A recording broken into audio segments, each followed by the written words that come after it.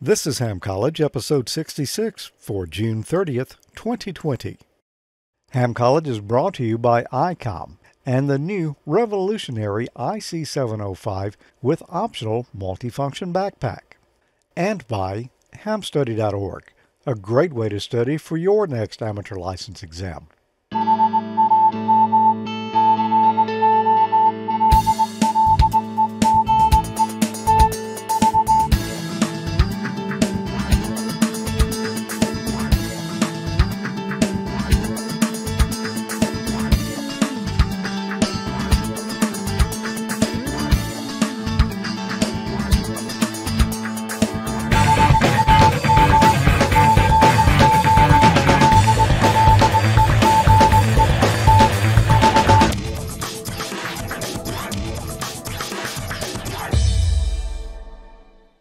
Good evening and welcome to another episode of Ham College. I'm Professor Thomas. And I'm Dean Martin. You know, that seems familiar to me for some reason. I can't quite put my finger on it. Yeah. We've used it a time or two. Yeah, a couple of times anyway. It's, I don't know, it just kind of makes a show for me. After that, you know, I'm looking forward to some really top-notch crooning. Yeah. Some buzzer action. Yeah, you sing to the buzzer. Anytime you feel the need, just let it fly.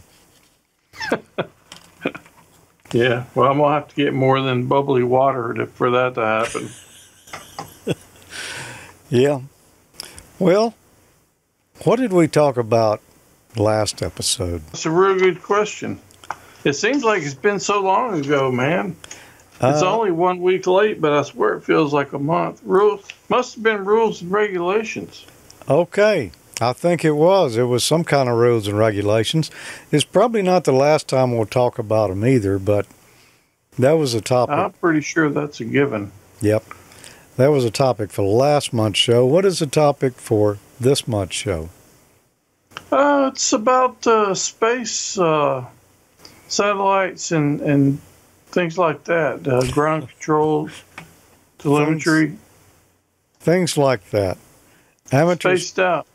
Amateur space and earth stations, telemetry and telecommand rules, identification of balloon transmissions, and one-way communications.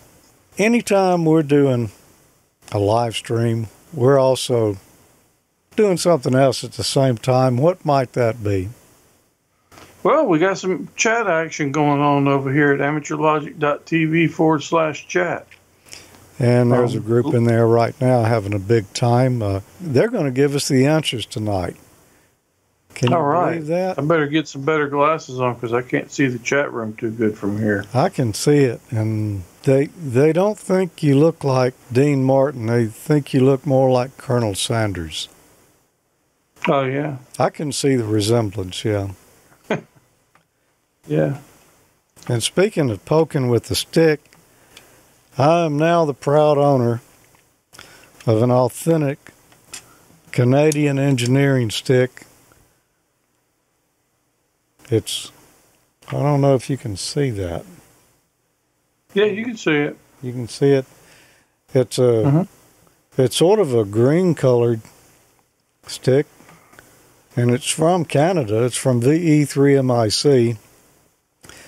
I don't know exactly the proper use for it yet, but you can see with all these branches off the side here, it's bound to be painful. So I'm going to have to get further update on this. You have one too, Tommy. What do you actually, I've just got the stick part, not the case, but yeah, I've got one. I got to say, man, that is a nice case there. It's a shame that this is what was in it. Well, maybe I shouldn't say that. I should just say there's a lot more plastic in this case than there is in the actual product itself. Well, that's true. He did a great job of it, though, VE3MIC. Yeah, it's nice. Yeah. That design of that case is pretty good. You can take that and expand it out and make some nicer big cases out of it. You could. I mean, it's wow. I mean, it's a very high quality print too. Uh-huh. So cool enough. I think he was experimenting, learning how to use the tools. I don't have any other explanation for it. Yeah, that one was hand delivered from Canada. Yeah.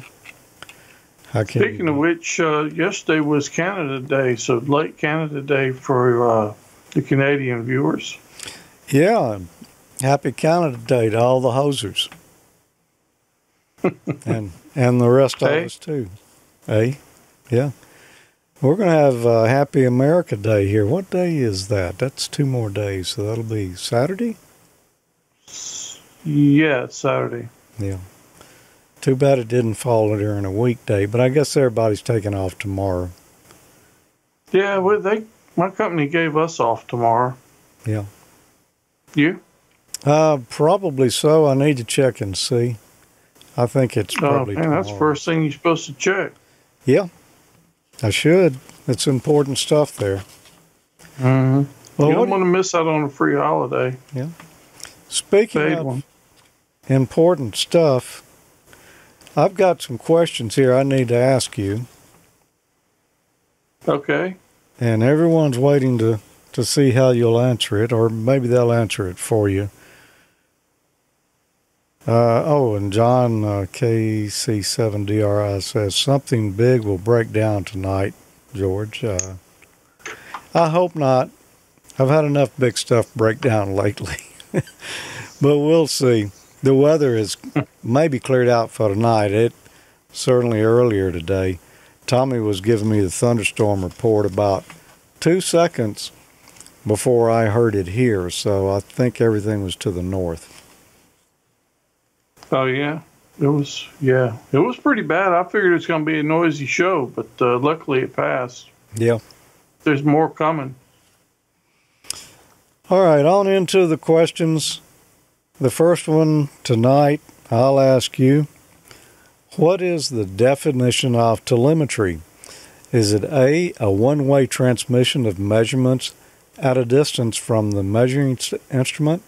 B, two-way transmissions in excess of 1,000 feet? C, two-way transmissions of data? Or D, one-way transmissions that initiates, modifies, or terminates the functions of a device at a distance? Okay, I got to put my glasses on because I can't see the screen too good. Telemetry, one-way transmission of measurements at a distance from a measuring instrument. That sounds like the right thing, but let me double check these others. Two-way transmissions, no, telemetry is just a one-way thing. Two-way nope, and modifies or terminates the functions. That would be like control signals. Now I'm going with A, one-way transmission of measurements at a distance from the measuring instrument. Okay. That's my final answer. Most of the people in the chat room are saying A. Not everyone, but most are. And yeah, I think you're right. D, that would be a control link or something like that. That's what John says. Sounds good to me. Mm-hmm. I'll agree with you, though. It's A. There you go, A. We'll see. We're going to do this. We'll do it wrong. Yep. Oops, sorry. Yeah, we're going to have to rehearse that a little better. There you go. That's the thumbnail for the video right there. I don't have quite enough fist to do that, you know. It's like I got a big old club, man. That's the size of my hand. All right. Well, you got one for me? I do. I just so happen to have one. If you'll change the page there. Which of the following may transmit special codes intended to obscure the meaning of messages? A, telecommand signals from a space telecommand station. B, data containing personal information. C, auxiliary relay links carrying repeater audio. Or D, binary control characters. Which of the following may transmit special codes intended to obscure the meaning of messages? Well, you know, In amateur radio, you're not supposed to obscure messages or use any kind of methods to encrypt anything or hide what it is that you're trying to say, with only one exception. And it's not a binary control characters. It's not auxiliary relay links carrying repeater audio, certainly. It's not data containing personal information. You got to do that out in open if you're going to do it. It is a telecommand signals from a space telecommand station. The reason we get by with that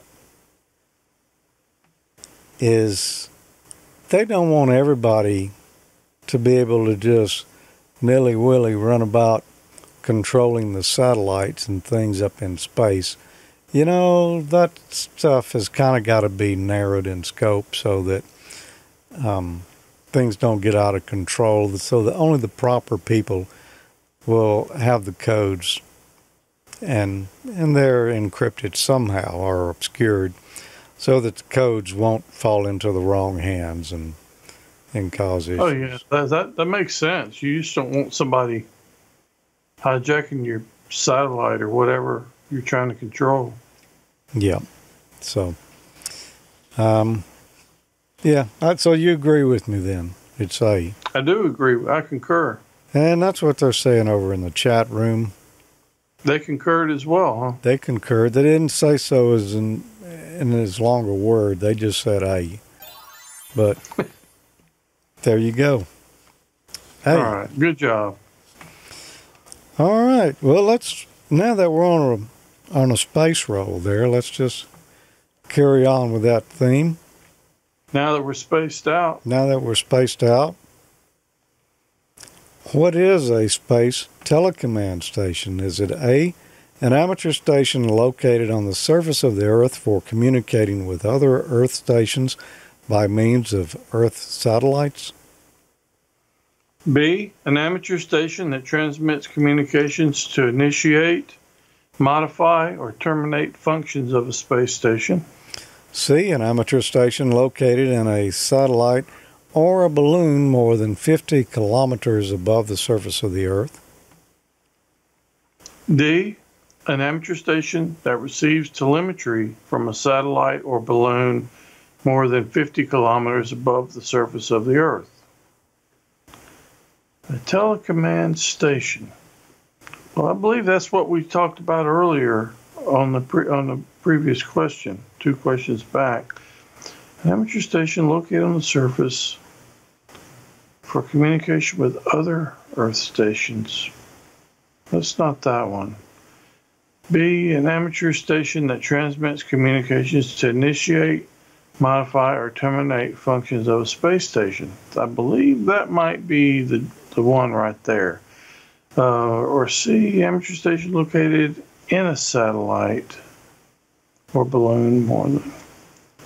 Now I'm going to go with B, an amateur station that transmits communications to initiate, modify, or terminate functions of a space station. And those communications may be obscured somehow, encrypted or encoded or something, because we just talked about that. Well, that's just my little addition to it. I'm going with B.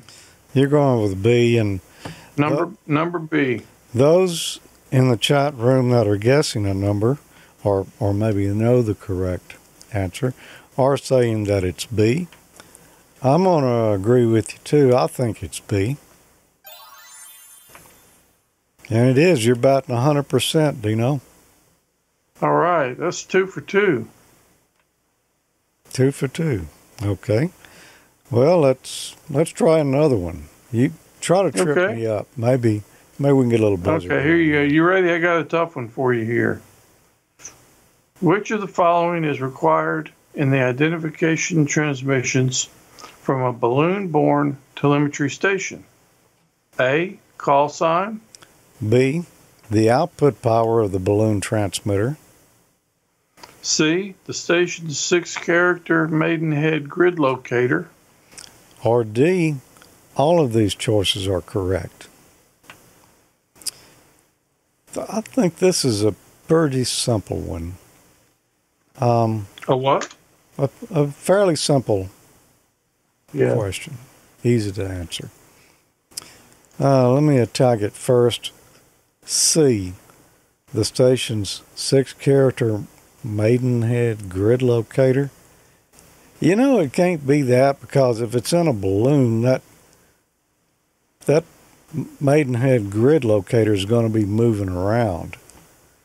So, you know, you'd have to have a GPS or something to even know where it was. And I just happen to know that that's not what they transmit when they're doing balloons.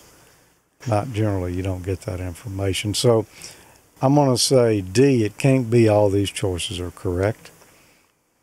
B, the output power of a balloon transmitter, while some of them might do that, that's not required. You know, really the only required transmission on just about everything is a call sign. Mm-hmm. You know, you got to identify. So I'm going to say that it's A. Everybody in the chat room agrees except Chip, and he says it's A alpha. He actually spelled it out. So He didn't want any mistake his answer. nope, and I didn't. I knew exactly what he was talking about there. Okay, Chip, I'm going to agree with you. I say that it's A alpha. There we go. It's a call sign. It was a call sign. Mm-hmm. That's what you got to transmit, you know. If the FCC doesn't ask you to do anything else, they want you to identify. This is true. That's Okay. always required. Let's move on to the next one then. What must be posted at the station location of a station being operated by telecommand on or within 50 kilometers of the Earth's surface? A, a photocopy of the station license. B, a label with the name, address, and telephone number of the station licensee. C, a label with the name, address, and telephone number of the control operator. Or D, all of these choices are correct. Oh boy. What must be posted at the station location of a station being operated by telecommand or within 50 kilometers of the Earth's surface? I imagine the license would be required. I'm glad you got this one. Yeah, I'm not. I'm pretty sure A makes sense to me for sure. B, a label with the name, address, and the telephone number of the station licensee. Label with the name, address, and telephone number of the control operator. Now you can make me think too hard about this one. You sure this one wasn't yours? No, I'm pretty sure this one was yours. Or D, all of these are correct. Just pick a number, any number. I'm going to go with A. Okay. Although part of me thinks it's D. All right. Well, Tommy chose A. The chat room, they were kind of mixed. Most of them said D, but there was one B in there. And, you know, I'm glad that you got this one, because I wouldn't have thought D. That's a tough one there. But you wouldn't have picked D? no, I don't think I would have. But this means you're the winner of tonight's first Golden Buzzer Award. Oh, yeah. Cheers. Yeah, I mean, even the question is a little confusing. What must be posted at the station location of a station being operated by telecommand on or within 50 kilometers of the Earth station. The station location. So that's part, the way it's worded kind of threw me, because I'm like, does that mean that there's a label stuck on the satellite somewhere?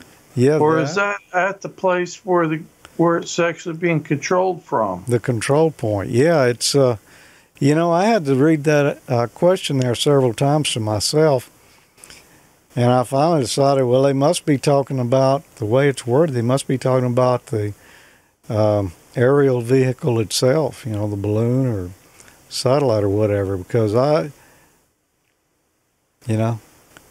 wouldn't have thought that you'd put all that and in there. That's why I thought maybe it might be D. The license makes sense, and then the labels would make sense, like if the balloon came down so they could contact you. I know that happens a lot. Mm-hmm. But I just wasn't sure. It was either one or all of them, so I guess I got the buzzer this time. So you're welcome. Well, now you don't have to do it. Okay, I will take that. But I'd be appreciative if you would go ahead and do one, at least one this week. We'll see. The night's still young. Well, we will take a quick break, get a message from ICOM, maybe stretch our legs a little bit, get a little nostalgic. Yeah. Looks like I need to lay off the growth hormones. Yeah, it does. Kind of big. And we'll be right back.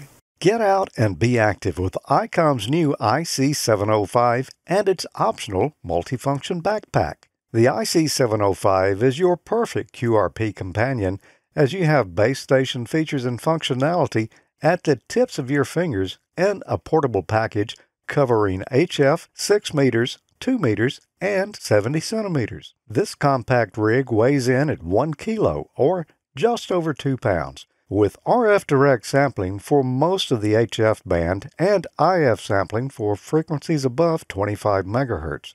5-watt battery operation with BP272, or 10 watts with a 13.8-volt DC supply.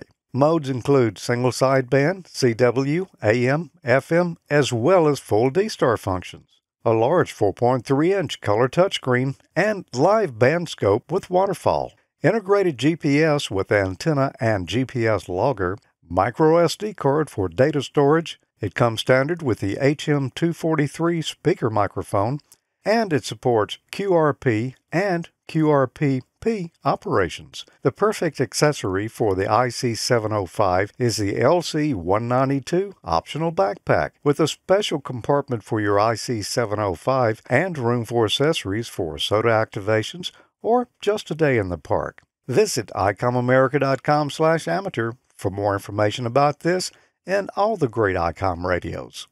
You just turn a key on the dashboard and the trunk opens electrically. And here's how easy it is to drive. Can you flick that light switch? Why, certainly. Anyone can. Then you can drive the Edsel. That's right. Driving the 1958 Edsel is as easy as flicking a light switch. For Edsel's exclusive new Teletouch drive shifts electrically at a touch. It's a new idea that puts shifting where it belongs, so you can keep both hands safely at the wheel. And look, you can shift and turn the wheel at the same time, for the control remains stationary, which makes Edsel the world's easiest car to handle. On the Edsel's instrument panel, you'll find many more new ideas, like this speedometer that glows red when you exceed the safe maximum speed you set it for. This one simple dial that sets heat, ventilation, and air conditioning at a twist of the wrist. Even a remote trunk release that electrically opens the luggage compartment. And under that long, straight Edsel hood, you'll find the newest V8 engines in the world. The big new Edsel 400 and the larger Edsel 475. Each one power matched to the weight of the car to put more usable power at your command than you have ever known before. Remember, driving an Edsel is an experience no man should miss. Discover for yourself the thrill of driving an Edsel 1958's one really new car. Visit your Edsel dealer soon, and when you do, you'll meet a fine businessman with a broad automobile experience. He became an Edsel dealer because he had driven the Edsel, he had compared it, and he had carefully evaluated it. He'll be glad to demonstrate to you, as he did to himself, that the 1958 Edsel is the car that offers you the most in elegance of styling and performance. There are 18 models and 4 series to choose from. Edsel prices are surprisingly low, with models priced just above the lowest and ranging through the entire medium price field. You can afford an Edsel. Stop in and see and drive the Edsel tomorrow at your Edsel dealer. I think I found my next car. Yeah, you know, after seeing that, man, that's a pretty radical automobile. Yeah. I love how you can push the key in and electrically open the trunk. That's pretty nice stuff. One day we should make, they should put that on modern cars. They should. Or the ability to be going down the road at 70 miles an hour with your 475 engine and shift into reverse without taking your hands off the wheel. Yeah, that was pretty good. 475 cubic inches. That thing ought to pass everything but the gas station. Yeah, exactly. And it looked like it was going just straight up to the stratosphere on that hill. Yeah, it was about to take off. Yeah. That was pretty cool. That was pretty cool. I would like to have one of those as far as an old car goes. It'd be pretty cool. Apparently, though, wasn't that big back during the day. I don't know. I kind of wondered how those push-button shifter held up. Those mechanical buttons like that, they just don't seem like they'd be very resilient to last a long time. Yeah. They might, I don't know, but it just doesn't seem like it. I had a friend that had a Valiant. You remember the Valiant? Mm-hmm. It had a little lever on the dashboard. That was a shifter. Uh-huh. Kind of crazy. You'd wonder how that would hold up, too. But Plymouth Valiant. Yep. ICOM, they want you to register now for QSO Today's groundbreaking virtual ham expo. This expo will be filled with virtual exhibits and guest speakers, all from the convenience of your computer, tablet, or smartphone. Visit QSOTodayHamExpo.com to register. And here on Ham College, ICOM sponsors a little contest that we like to do every time around.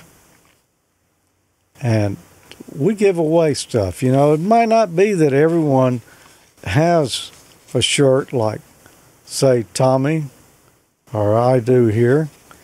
Although this is not the coolest shirts in the world.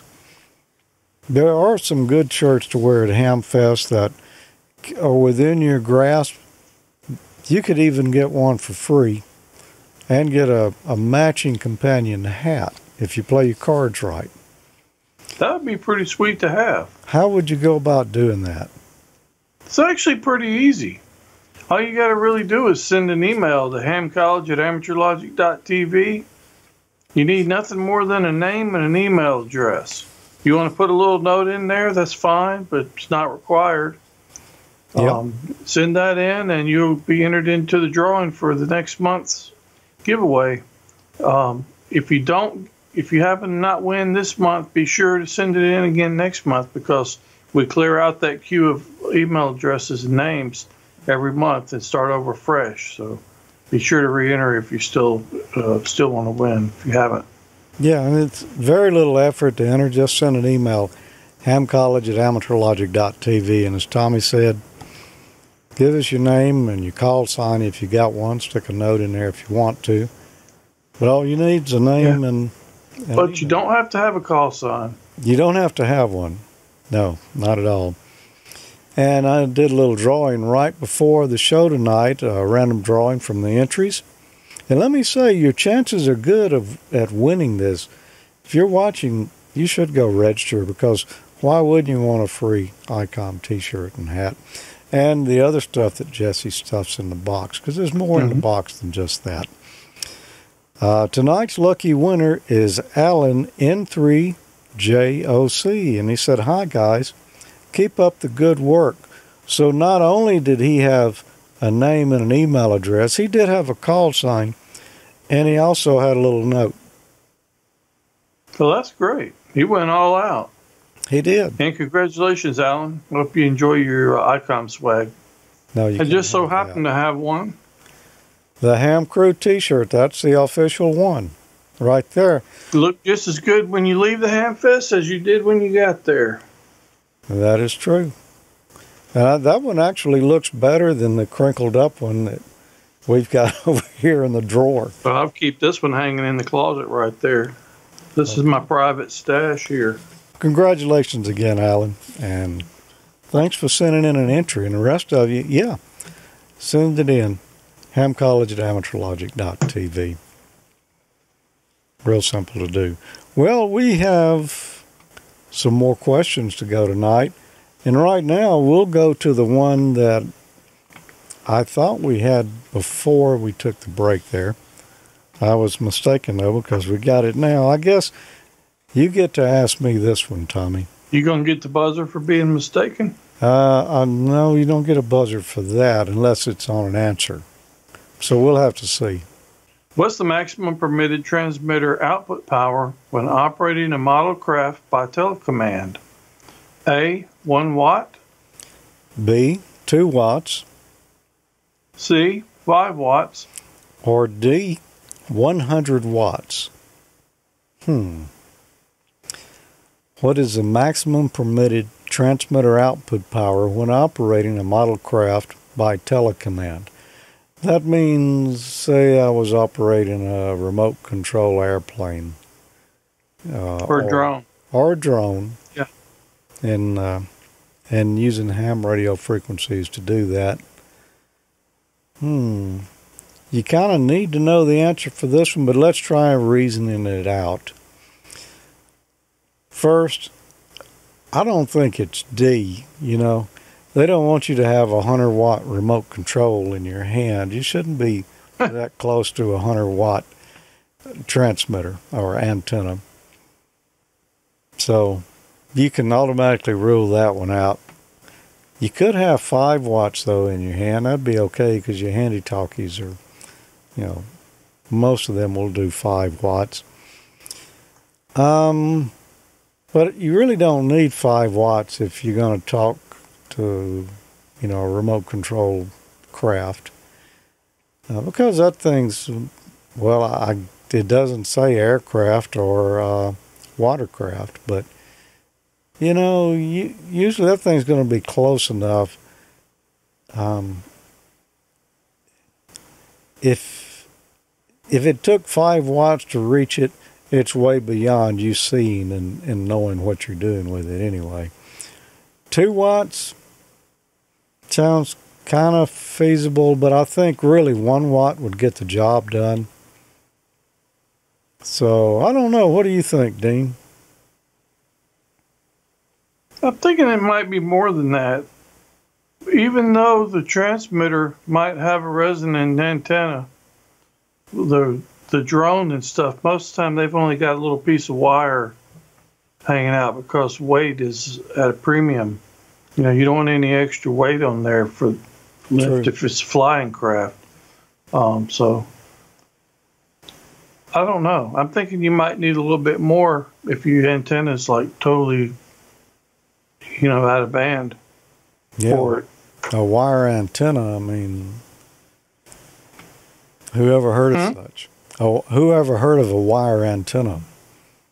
Well, it just depends on the what you're flying. If you're flying one of those little bitty lightweight drones and you're in the 2-meter frequency, that's like a 19-inch piece of wire. Well, yeah, you're right. You're right. I don't know what frequencies they use for controlling those, but well, let's see. The chat room is saying A. I'm thinking it's going to be B or C. Yeah, they're a little mixed, you know. There's some arguments back and forth. Kevin thinks 10,000 watts should do it, though. That should cover it. Yep. if you're able to hold up the transmitter, I would say you could run 10,000 watts.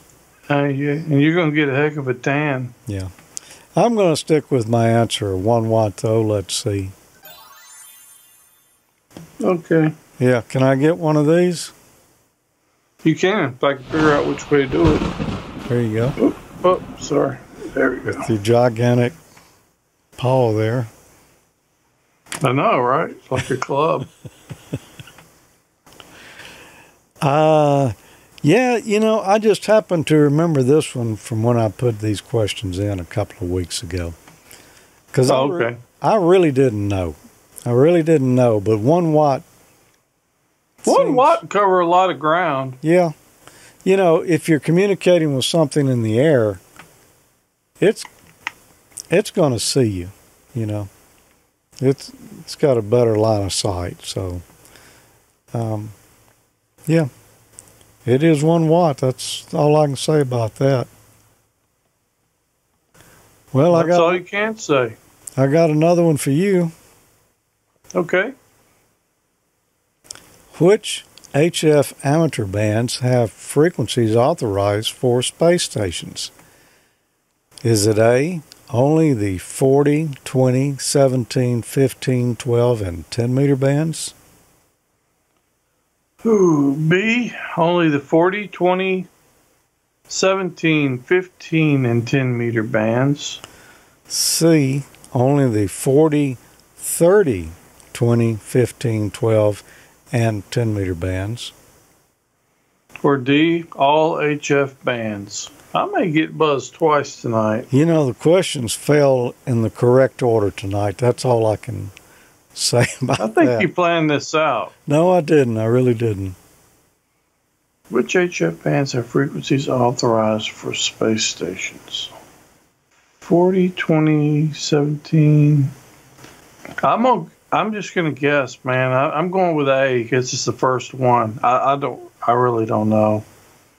Okay, because it's the first one. Well, that is an answer. The first one. Yeah. Huh? I said that is an answer. It is an answer, although it's probably the wrong one. I got to say there's a 50-50 split in the chat room between A and B of those brave enough. I can't see the chat room, so. Yeah. It wouldn't have helped you this time, I don't think. Oh, I see. I'm going, well, I don't know. I'll just say, and I don't have to know. Well, I did if I was taking my exam, but I think you're probably right, but let's see. That's good deductive reasoning there, Dean. It's the first one. Yep. The 30, for some reason, the 30 meters thing seems like, I'm trying to remember, there was some kind of restriction on 30 meters, and I don't remember what it was. So that's the reason I just didn't even really consider that one too much. Yep. Other than that, and I don't really know. I was trying to grasp at straws to figure out how to narrow it down. Well, you grabbed the right straw. I kind of... we all get lucky occasionally. I also thought, you know, there's something wrong with the 30 meter band. I think it's interesting, though, that it doesn't go down to 80 meters. You know, 40 meters is the lowest frequency that you can use there. But 80 would be kind of... I guess that'd be kind of crazy to think you could have an 80 meter antenna in space. You could, but, you know, it'd be pretty big. There's plenty of room up there to drag it around. Well, true, till you hit something. Hey, look at what I caught. Okay. Next question. Most of the balloons, I think, use 20. Yeah. And no, David, I didn't plan the order. Seriously. That's just how it fell tonight. Which VHF amateur bands have frequencies authorized for space stations? A, 6 meters and 2 meters. B, 6 meters, 2 meters, and 1.25 meters, which is 220 megahertz, I think. I think you're right.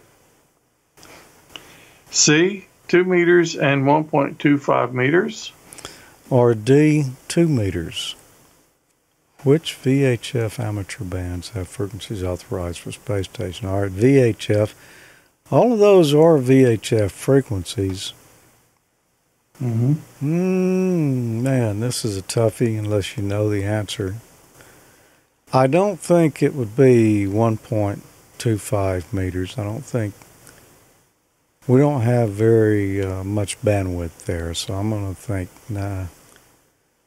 So I'm in my mind, which could be wrong, I'm going to say it's not B or C, so I'm going to say it's A or D. 6 meters, I don't know, it doesn't seem like that's a little low in frequency for that purpose. I'm going to say it's D, 2 meters. Let's see, what do the chat room folks say? Well, the few who rendered an answer said it was D. I don't know, what do you think? I don't know. I don't think it's only 2. I think there's something else with it, but I'm not sure what it is. Well, I think maybe UHF, but they're not asking about UHF. That's true. So I do know there's some UHF traffic that comes down 70 centimeters. I don't know. Maybe you're right. It's not my question, so I can't sway your answer. Okay. All right. Well, I'm going to stick with D. I think it's D. And it is. All right. We're going to try to do this thing again? Bam. Which UHF amateur bands have frequencies authorized for space stations? How convenient. A, 70 centimeters only. Ooh, man. B, 70 centimeters and 13 centimeters. C, 70 centimeters and 33 centimeters.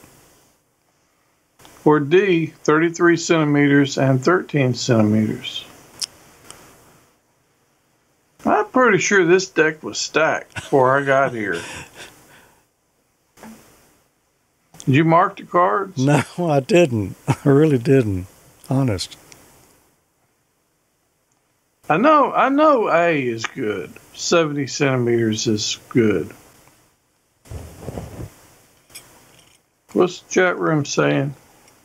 B. They are still working on it. I'm going to go with B. 70 centimeters and 13 centimeters. Okay. Of the few... Because I know there's some of that satellite stuff was way up high. And I know 70 centimeters is valid for some of it because the space station used to send stuff down at that. It may still do it on the... Satellites are kind of high. And they high in frequency too. I'm going to go with B. I don't know for sure, but that's going to be my answer. Okay.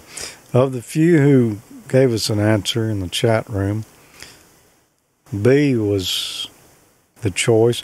Although John had a good answer, I'll go with whatever Tommy thinks. I'll go with That's whatever. not a good... You must be new to watching. Yeah. It must be his first show. Yeah, you can't look at somebody else's paper, John. Let's see. Look at that, man. Especially the dean. You deserve one. Nothing like a good guess. Yep. I do, like I said, I do remember that one of those bands were way up pretty high, and I don't know. The 33 megahertz, 33 centimeters was like 900, I think. So I thought it was higher than that.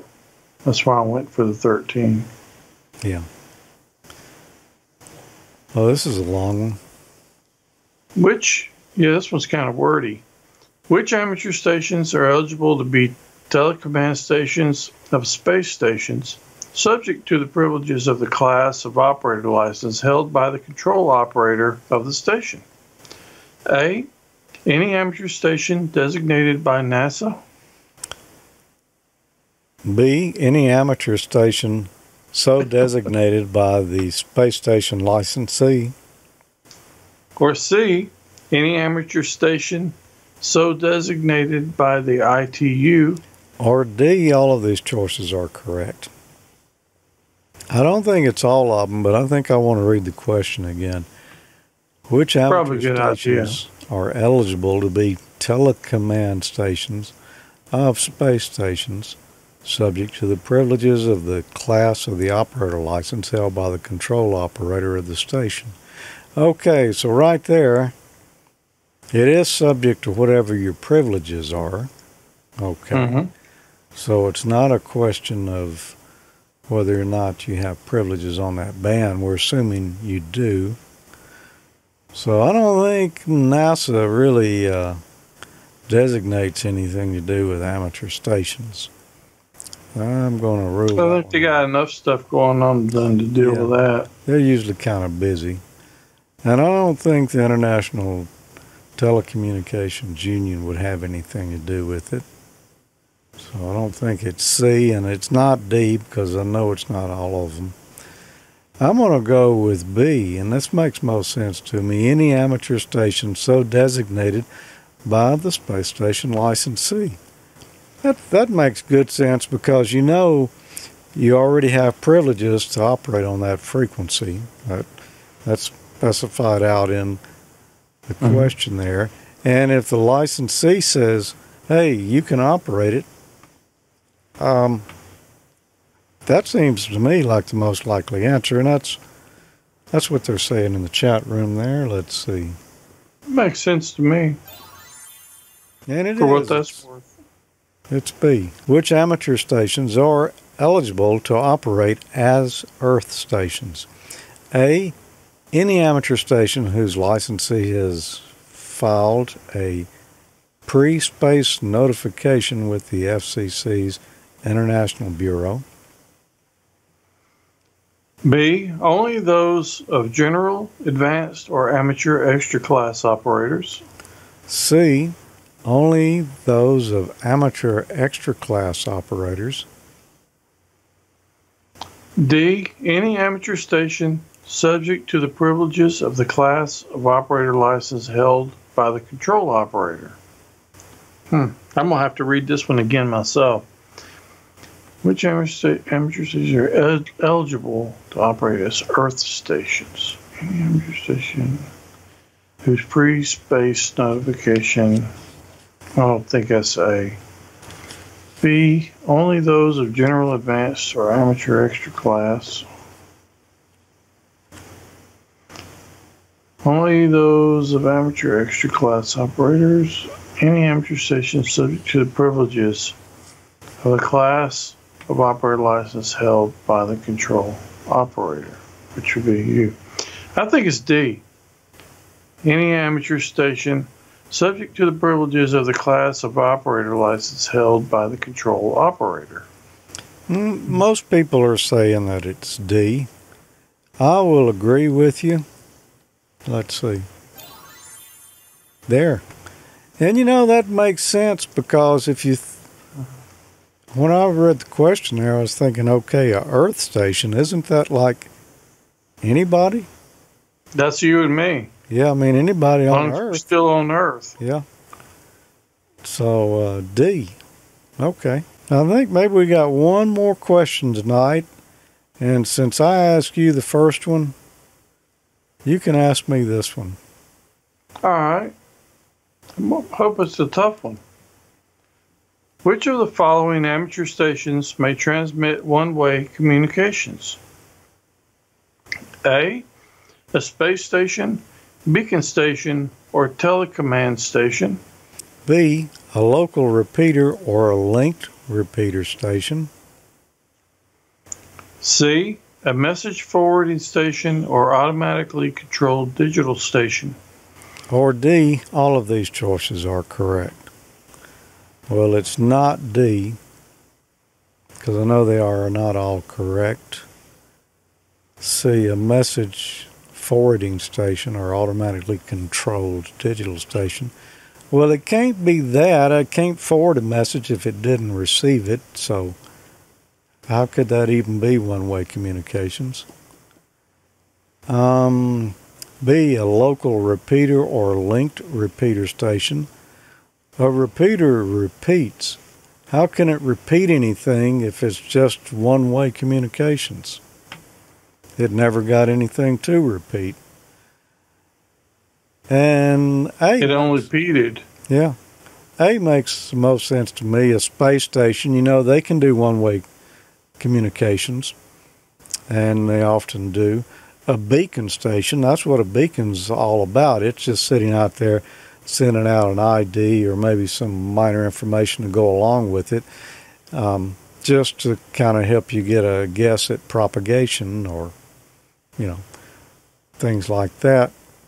A telecommand station, yeah, it could be sending commands out to control a space station and not really be looking for anything coming back. It could just be one way. I'm going to say A. Chat room? I think that's right. Yeah, they're saying A. Agree. Mm-hmm. And there we go, eh? All right. You got a perfect score tonight.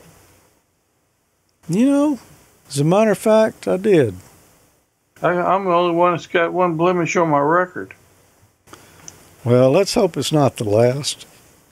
So, I'm sure it won't be the last one on mine. Let's take a quick break, come right back, talk about a few things, maybe say hello to the folks over in the chat room, see what's been going on. Are you new to the ham world or an existing amateur operator who wants to take your license to the next level? Study for your radio license exam at hamstudy.org. Hamstudy.org is a free online learning tool powered by ICOM. It was created by Richard Bateman, KD7BBC, Michael Stufflebeam, KV9G, and Rich Porter, KK6GKE, and it uses a modern web design to enhance the experience of studying for your technician, general, and amateur extra exams.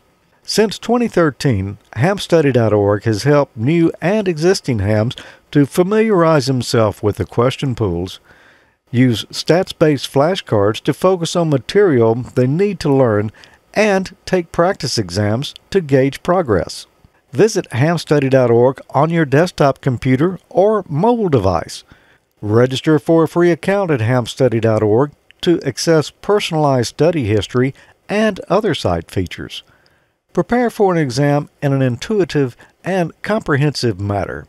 Check out hamstudy.org, powered by ICOM, for free learning tools. Good luck on your next exam. That is a good place to study. Our friend Richard Bateman there runs that, keeps it all going. So, yeah, if you haven't seen the one where we had a visit with him, you ought to go back. It was maybe two, three shows back, but it was a good interview with him about the remote testing and stuff going on. So anyway, if you haven't seen that, go check it out. Yeah, and it was when it was just starting to take off. Now I think there's more remote testing going on. I'm hearing from folks who have just upgraded their license and such, and I think the majority of them probably were through remote testing, although, you know, we can do in-person testing under the right conditions, I would assume now. So, yeah, I think so. But I think still a good bit of it's going on, and probably always will from then on under the right circumstances. I would imagine.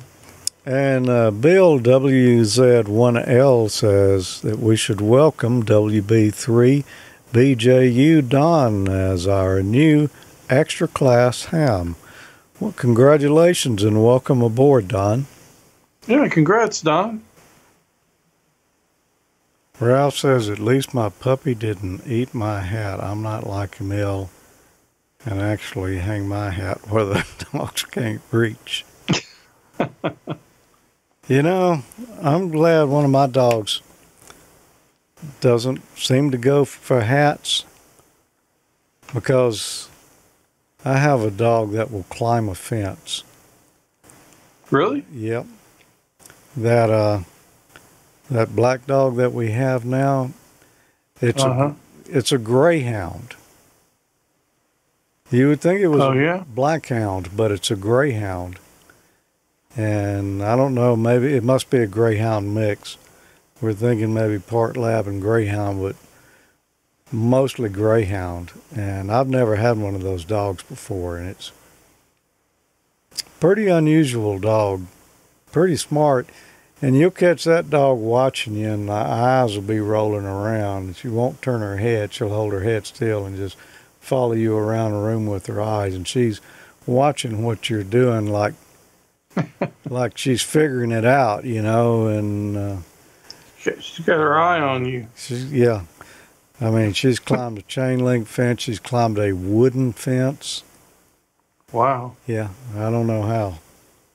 But an escape artist. Part greyhound, part lab. That ought to make a heck of a duck hunter, man. Ducks doesn't have a chance. It's fast, I'll tell you that. When she gets out, you won't catch her either. They can almost run 40 miles an hour. The Tuesday night nets, yeah, y'all need to check that out. Those have been going really good. Well, we've been doing AmateurLogic sound check net, just a fun way to spend a little time on the radio during the week when a lot of people are kind of locked in and still not getting out a lot and social distancing. Good way to get on there and get on the air and have a good time. Yeah. It's probably the most well-connected net of any. At least it's the most well-connected net of any of them that I know.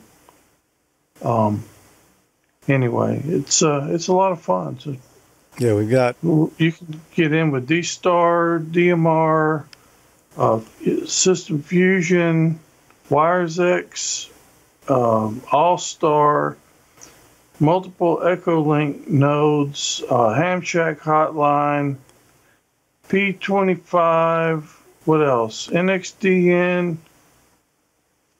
Pretty much anything you can think of, there's a way to get in there. So, no, it's a no excuse that you can't get in there kind of net.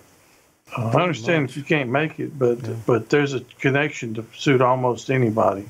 And if you're in this area, in the Central Mississippi area, there's 2 repeaters that you can get in fully analog. And some of these others, I think K8JTK may be a repeater. Yeah, it is, and N8PC is a repeater as well. So some repeaters in Ohio as well if you don't have a hotspot or some way to get in. Yeah, but almost everybody's got Echolink, even on their phone. Yeah, you can. I mean, it's a pretty low bar for entry.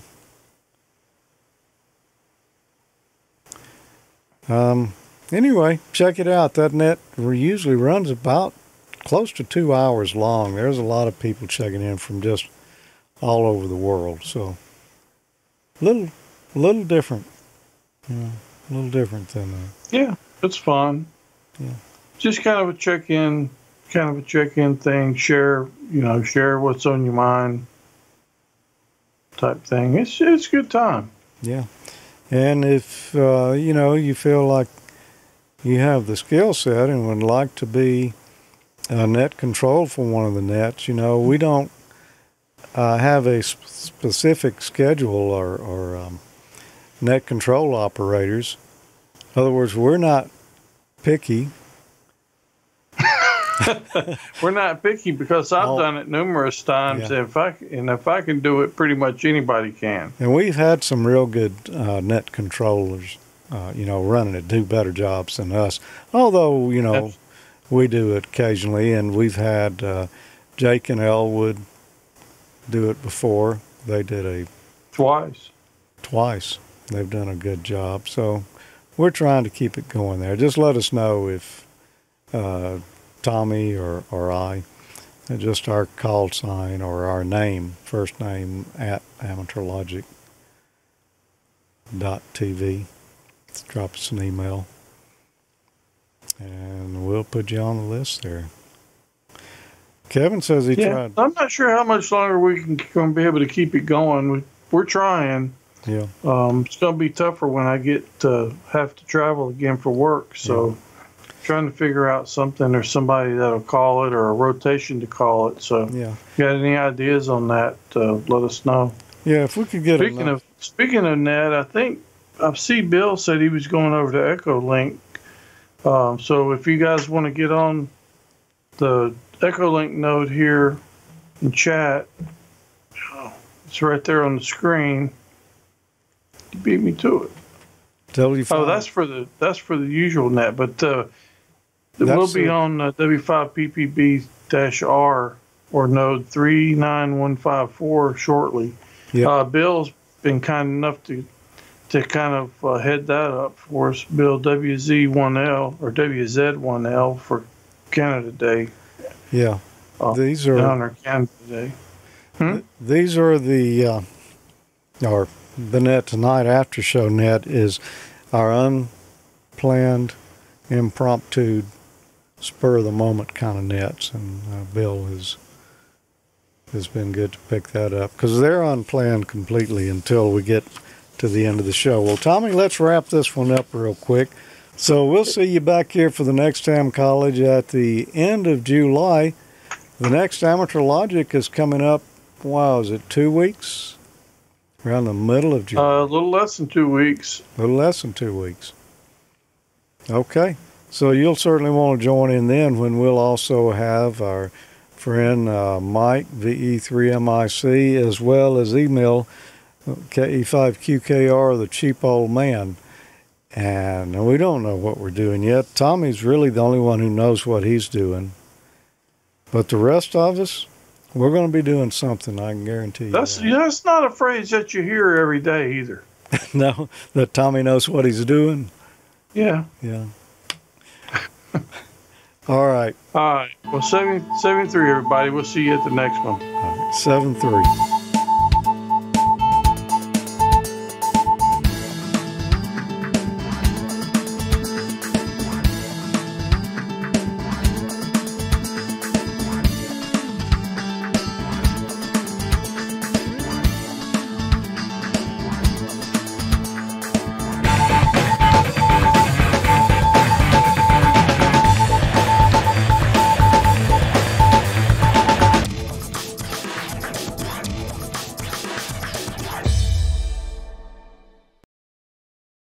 ICOM wanted us to mention something here. They want you to register tonight, whatever I said. Want me to start over again? Read it?